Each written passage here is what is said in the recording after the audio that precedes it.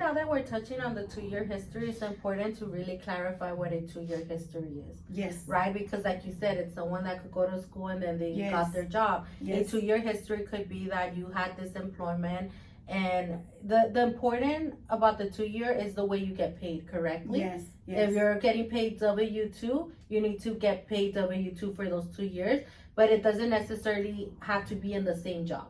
Yes. Correct? Yes. Because I think a lot of people, I have gotten calls where it's like, you know what, ahorita no puedo porque cambié de trabajo hace un año, so estoy esperando que el segundo año. So I think there's a lot of misconception of what a 2-year history is.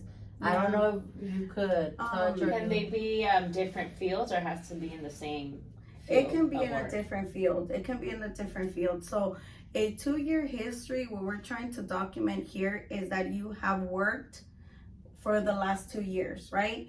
Let's say, for example, you are someone that worked for the last 3 years, but you had a little accident and you were off for 5 months and you went back. Well, I need to know that you worked 2 years, right? Mm-hmm. So that means I need to see what you did 6 months prior to make sure we have that 2-year history. So there, that would document our 2-year history. Let's say, for example, you got a bonding leave, right? It's the same thing as if you were off for an injury. Make sure that you went back to work. I would have to see prior history to make sure we have that whole 2-year history. Now, let's say 1 year you worked as a truck driver, right? And you were earning, I'm just gonna throw out numbers, $19 an hour. And then let's say the next year you became a manager at a warehouse or anywhere else, let's just say, but now you're making $24 an hour. Well, those two things is not the same line of work, but yet you're getting paid more. So the bank will see it as a step up in your life. So at that point, they'll be okay with that, even if it's not the same line of work. Now, let's say, for example, I have a good one. Yes. Let's say that someone was working W-2, right? They were working at Amazon, $16 an hour, but they're self-employed and they're making way more money. They're not making a salary, but they're making $80 a year. Yeah. Would that qualify as employment? So now they're doing 1099? Yeah, now they're self-employed. Now they're self-employed.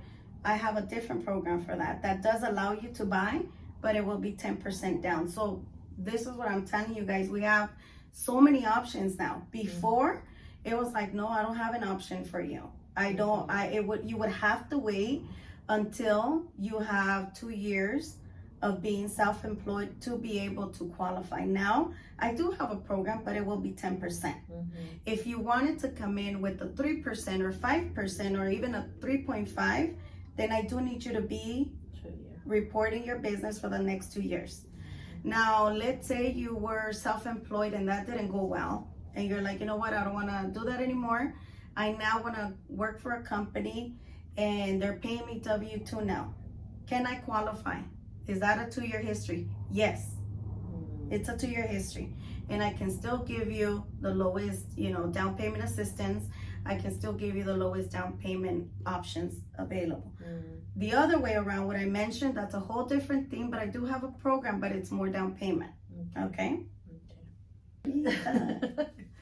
No, I think those are really important questions just because, that's what we're getting asked most of the time. And that's where the confusion where people don't come because they believe they don't have the 2-year or they want to change jobs. And that's what's keeping them from buying a home. They think that if they upgrade their job, they're not going to be able to qualify.